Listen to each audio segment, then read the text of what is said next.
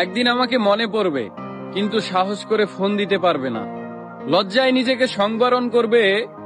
আমাদের এত গল্প আর এত স্মৃতি জমেছে যে তুমি অন্য কারো মাঝে আমার ছায়া দেখবে, কিন্তু সেখানে আর আমাকে পাবা না। একটা আক্ষেপ জন্ম নিবে তোমার ভিতরে। রাত গভীর হলে আমার ফেসবুক ওয়াল ঘুরতে মন চাইবে তোমার। হয়তো সব বাধা ভেঙে মনের সাথে যুদ্ধ করে হলেও আমার প্রতিটি পোস্ট দেখবে, হাসবে, রাগ করবে, কিন্তু আমাকে সেই অনুভূতি বলতে পারবে না। এর চেয়ে আর বড় কষ্টের কি হতে পারে বলো? কোনো এক ভোরে কিংবা গভীর রাতে ঘুম ভেঙে ফোন চেক করে দেখবে আমার কোনো টেক্সট আছে কিনা। আমাকে না পেয়ে তোমার যেই দীর্ঘশ্বাস জন্মাবে তা তোমার প্রাপ্য ছিল। আমি তো কোনো অন্যায় করিনি। এখন যার সাথে আছো তাকে নিয়ে যতই সুখে থাকো, যতই ভালো থাকো, আমি জানি আমাকে তোমার মনে পড়বেই, কারণ আমি তোমাকে ঠকাইনি। তার সাথে কাটানো প্রতিটি সুখময় মুহূর্তে আমি থাকবো তোমার মস্তিষ্কের একটা কোণে। এর চেয়ে বড় শান্তির আর কি হতে পারে বলো?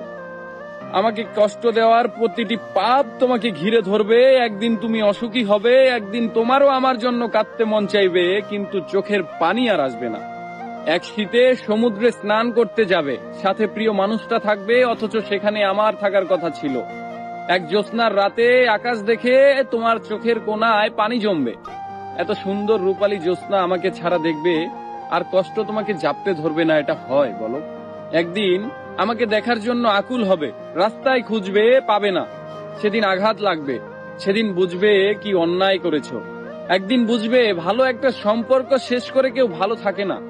একদিন বুঝবে কথা দিয়ে কথা না রাখাটাও একটা অন্যায়। সেদিন চাইলেও আর নিজেকে ভালো রাখতে পারবে না। কিন্তু একদিন আসবে, সেই দিন আমি আর তোমার মাঝে সুখ খুঁজবো না। আমি না চাইতেও তোমার দেওয়া প্রতিটি অবহেলা একদিন আমার জীবনে অন্য কারো মাধ্যমে সুখ হয়ে ফেরত আসবে, কিন্তু আমি আর তোমাকে মনেও করব না।